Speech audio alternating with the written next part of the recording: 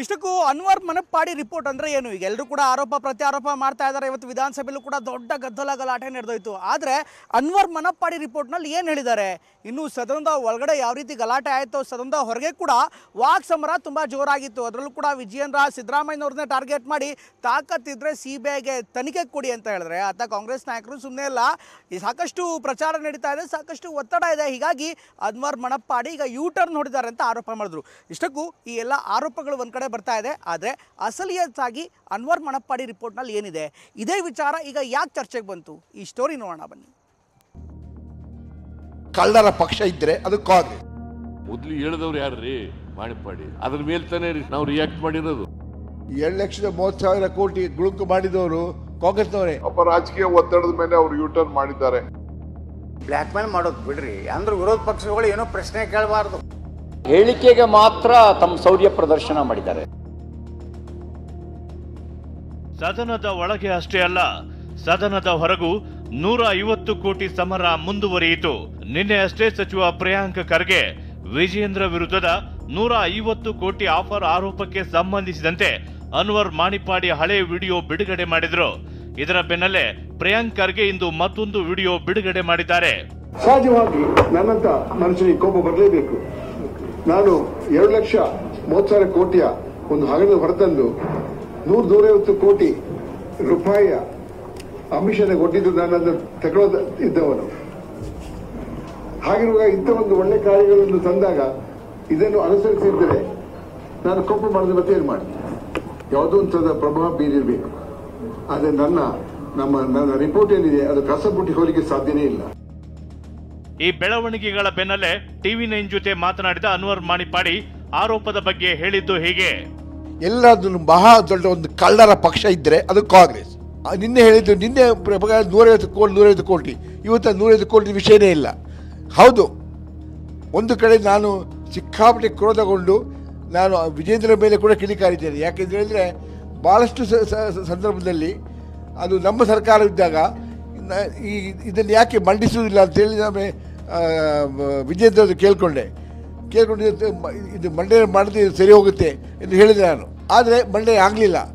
ಅದರ ನಂತರ ಈ ಒಂದು ಡಿಸ್ಕಷನ್ ಆದ ನಂತರ ನಂದು ಮತ್ತು ವಿಜೇಂದ್ರ ನಂತರ ತಕ್ಷಣ ಯಡಿಯೂರಪ್ಪ ಮಂಡನೆ ಮಾಡಿದರು. ನಾನು ವಿಜೇಂದ್ರ ಅವರು ನಂತರ ಒಮ್ಮೆ ಹೇಳಿದರು, ನೀವು ಭಾಳ ನೊಂದಿದ್ದೀರಾ, ಕಷ್ಟಪಡ್ತಿದ್ದೀರಾ, ನೀವು ಫಿನಾನ್ಷಿಯಲಿ ಅನ್ಸೌಂಡ್ ಆಗಿದ್ದೀರಾ, ಅದಕ್ಕೆ ಏನಾದರೂ ಒಂದು ಸಂಖ್ಯೆ ಹೇಳಿ, ಅದಕ್ಕೆ ಅದು ಕೊಡಲಿಕ್ಕೆ ಅವ್ರು ತಯಾರಿದ್ದಾರೆ ಅಂತೇಳಿ ಅಂತ ಹೇಳಿದರು. ಆಮೇಲೆ ನಂಗೆ ಗೊತ್ತಾಯಿತು ಅವ್ರು ನನ್ನ ಟೆಸ್ಟಿಂಗ್ ಮಾಡಿ ನನ್ನನ್ನು ಟೆಸ್ಟ್ ಮಾಡ್ತಿದ್ದೆ ಅಂತೇಳಿ ಗೊತ್ತಾಯ್ತು ನನಗೆ. ಅದು ಕಬಡ್ಡಿ ಕೋಪಗೊಂಡು ಅವಳದು ಮಾಡಿದ್ದು. ಆಗ ಅವಳು ಇಲ್ಲೆಲ್ಲಪ್ಪ ನಾನು ಕೇಸ್ ಟೈಟ್ ಮಾಡಲಿಕ್ಕೋಸ್ಕರ ಇದೆಲ್ಲ ಕೇಳಿದೆ, ನಾನು ಕೇಸ್ ಟೈಟ್ ಮಾಡ್ತೀನಿ ಹೇಳಿ ಹೋದ್ರು ಅವರು. It's understood. ಅವರೇ ಕೊಡಬೇಕಾಗುತ್ತೆ. ವಿಜೇಂದ್ರ ಅವರು BJP-ಅವ್ರಿಗೆ ಯಾಕೆ ಕೊಡಬೇಕು? ಅವ್ರು ಯಾವ ಇದರಲ್ಲೂ ಇಲ್ಲ. ಖಂಡಿತ ಕಾಂಗ್ರೆಸ್ ಅವರೇ, ಮತ್ತೆ ಯಾರು ಇಲ್ಲ. 2,30,000 ಕೋಟಿ ಗುಳುಕು ಮಾಡಿದವರು ಕಾಂಗ್ರೆಸ್ನವರೇ. ಹಾಗಾದ್ರೆ ಅನ್ವರ್ ಮಾಣಿಪ್ಪಾಡಿ ಈ ಹಿಂದೆ BJP ಸರ್ಕಾರದ ಅವಧಿಯಲ್ಲಿ ಕೊಟ್ಟಿದ್ದ ವರದಿಯಲ್ಲಿ ಏನಿದೆ ಅನ್ನೋದನ್ನ ತೋರಿಸ್ತೀವಿ ನೋಡಿ.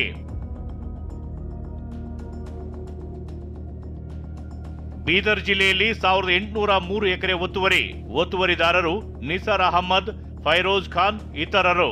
ಅಲಿಯಾಬಾದ್ ಗ್ರಾಮದ 8.36 ಎಕರೆ ಒತ್ತುವರಿದಾರರು ಮಾಜಿ ಸಂಸದ ನರಸಿಂಗರಾವ್ ಸೂರ್ಯವಂಶಿ. ಕಲಬುರಗಿ ಜಿಲ್ಲೆ ಬಡೇಪುರದ ದರ್ಗಾಗೆ ಸೇರಿದ 8.34 ಎಕರೆ ಒತ್ತುವರಿದಾರರು ಮಾಜಿ ಸಚಿವ ದಿವಂಗತ ಖಮರುಲ್ ಇಸ್ಲಾಂ. ಒಕ್ಕಲಗೇರ ದರ್ಗಾದ 2 ಎಕರೆ ಒತ್ತುವರಿದಾರರು ಖನಿಜಾ ಫಾತಿಮಾ, ಕಮರುಲ್ ಇಸ್ಲಾಂ ಪತ್ನಿ. ಬ್ರಹ್ಮಪುರ ಗ್ರಾಮದ ಬಂದೇ ನವಾಜ್ನ ಗೇಸುದರಾಜ್ ಒತ್ತುವರಿದಾರರು ಮಾಜಿ ಸಂಸದ ಇಕ್ಬಾಲ್ ಅಹಮದ್ ಸರಡಗಿ.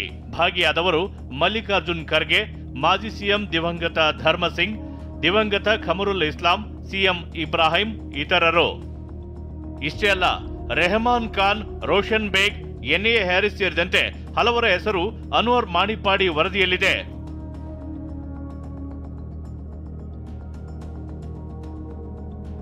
ಇನ್ನು ಈ ಬಗ್ಗೆ CM DCM ತಮ್ಮ ಆರೋಪ ಸಮರ್ಥಿಸಿಕೊಂಡಿದ್ದಾರೆ. ಅನ್ವರ್ ಹೇಳಿದ್ದನ್ನೇ ನಾವು ಹೇಳಿದ್ವಿ, ಈಗ ಹೇಳಿಕೆ ಬದಲಾಯಿಸಿದ್ರೆ ಏನ್ ಮಾಡಬೇಕು ಅಂತ CM ಹೇಳಿದ್ರು. DCM DK ಶಿವಕುಮಾರ್ ಮಾತನಾಡಿ ರಾಜಕೀಯ ಒತ್ತಡದಿಂದ ಯೂಟರ್ನ್ ಅಂತ ತಿವಿದ್ರು. ಮಾಣಿಪ್ಪಾಡಿನ ಸ್ವತಃ ಇದರಲ್ಲಿ ಹೇಳಿದಾರಲ್ಲ ಹಿಂದೆ, ಮತ್ತೆ ಅದು ಏನು, ಯಾವ್ದು ಸರಿ ಯಾವ್ದು ತಪ್ಪು? ಈಗ ಮೊದಲು ಹೇಳಿದವ್ರು ಯಾರ್ರೀ? ಮಾಣಿಪ್ಪಾಡಿ ಅದ್ರ ಮೇಲೆ ತಾನೇ ನಾವು ರಿಯಾಕ್ಟ್ ಮಾಡಿರೋದು. ಈಗ ಇಲ್ಲ ಅಂತಂದ್ರೆ ಒಬ್ಬ ರಾಜಕೀಯ ಒತ್ತಡದ ಮೇಲೆ ಅವ್ರು ಯೂಟರ್ನ್ ಮಾಡಿದ್ದಾರೆ, ಅಷ್ಟು ಬಿಟ್ರೆ ಏನು ಕಾಣ್ತಾ ಇಲ್ಲ. ನಮ್ಗೆ ನಮ್ ಕಣ್ಣೆದುರುಗಡೆನೆ ಎಲ್ಲ ಇರ್ಬೇಕಾದ್ರೆ ನಮ್ ಕಣ್ಣೆದುರುಗಡೆನೆ ಇದೆ. ಅವ್ರಿಗೆ ಗೊತ್ತಿದೆ ಸಿಬಿಐಗೆ ನಾವು ಹ್ಯಾಂಡ್ ಓವರ್ ಮಾಡಲ್ಲ ಅಂತ ಅವ್ರಿಗೆ ಗೊತ್ತಿದೆ. ಅದಕ್ಕೆ ಅವ್ರು ಸಿಬಿಐ ಅಂತ ಹೇಳ್ತಾ ಇದ್ದಾರೆ. ಸಿಬಿಐನವ್ರು ಬರೀಲಿ, ಇದು ನಮ್ ಹ್ಯಾಂಡ್ ಓವರ್ ಮಾಡಿ ಅಂತ ಆಮೇಲೆ ಮಾತಾಡೋದು. ನಾವು ಸ್ಪಷ್ಟವಾಗಿ ಅವ್ರು ಏನು ನೀವು ಪ್ರಕಟಣೆ ಮಾಡಿದ್ರಿ, ಏನ್ ಟಿವಿಲಿ ತೋರ್ಸಿದ್ರಿ, ಏನ್ ಸೋಷಿಯಲ್ ಮೀಡಿಯಾ ತೋರ್ಸಿದ್ರಿ, ಅದ್ರ ಬಗ್ಗೆ ಸಿಎಂ ಟ್ವೀಟ್ ಮಾಡಿ ಹೇಳಿದ್ದಾರೆ. ಸೊ ಅದನ್ನ ಈಗ ಕವರ್ ಅಪ್ ಮಾಡಕ್ಕೆ ಅವ್ರ ಕರ್ಕೊ ಬಂದು ರೀಸ್ಟೇಟ್ಮೆಂಟ್ ಮಾಡ್ತಾ ಇದ್ದಾರೆ. ಈ ಬಗ್ಗೆ ಪ್ರತಿಕ್ರಿಯೆ ನೀಡಿದ ಶಾಸಕ ಯತ್ನಾಳ್ ಈ ಪ್ರಕರಣವನ್ನ ಸಿಬಿಐಗೆ ಕೊಡ್ಲಿ ಅಂತ ಹೇಳಿದ್ರು. ಎಂಎಲ್ಸಿ ಸಿಟಿ ರವಿ ಕೂಡ ಸಿಬಿಐ ತನಿಖೆಗೆ ಅವಕಾಶ ಕೊಡೋದು ಸರ್ಕಾರದ ಕೈಯಲ್ಲೇ ಇದೆ ಅಂತ ಹೇಳಿದ್ರು. ಅನ್ವರ್ ಮಾನಪ್ಪಾಡಿ 150 ಕೋಟಿ ರೂಪಾಯಿ ವಿಜಯೇಂದ್ರ ಆಮಿಷ ಒಡ್ಡೆ ಅಂತ ಹೇಳಿದ್ರು.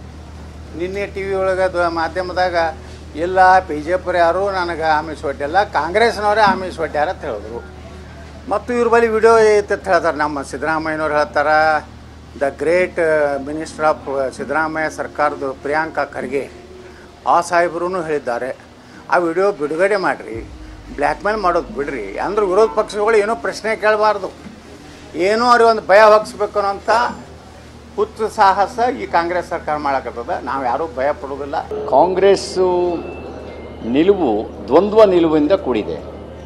ಅವರು ಒಂದು ಕಡೆ ಅನ್ವರ್ ಮಾನಪ್ಪಾಡಿ ವರದಿಯನ್ನು ಒಪ್ಪೋದಿಲ್ಲ ಅಂತ ಹೇಳ್ತಾರೆ, ಇನ್ನೊಂದು ಕಡೆ ಅನ್ವರ್ ಮಾನಪ್ಪಾಡಿ ಹಂಗೆ ಹೇಳಿದ್ರು ಹಿಂಗೆ ಹೇಳಿದ್ರು ಅಂತ ಉಲ್ಲೇಖ ಮಾಡ್ತಾರೆ. ಮಾನ್ಯ ಮುಖ್ಯಮಂತ್ರಿಗಳು ಅವ್ರ ಕೈಲೇ ಅಧಿಕಾರ ಇದೆ. ಸಿಬಿಐ ಕೊಡಬೇಕು ಅಂದರೆ ಕ್ಯಾಬಿನೆಟ್ ಡಿಸಿಷನ್ ತಗೊಂಡು ಕ್ಯಾಬಿನೆಟ್ ನಿರ್ಣಯ ಮಾಡಿ ಕೇಂದ್ರ ಸರ್ಕಾರಕ್ಕೆ ಕಳಿಸಿದರೆ ಸಿಬಿಐ ತಾನಾಗೆ ತನಿಖೆ ಕೈಗೆತ್ತಿಕೊಳ್ಳುತ್ತೆ.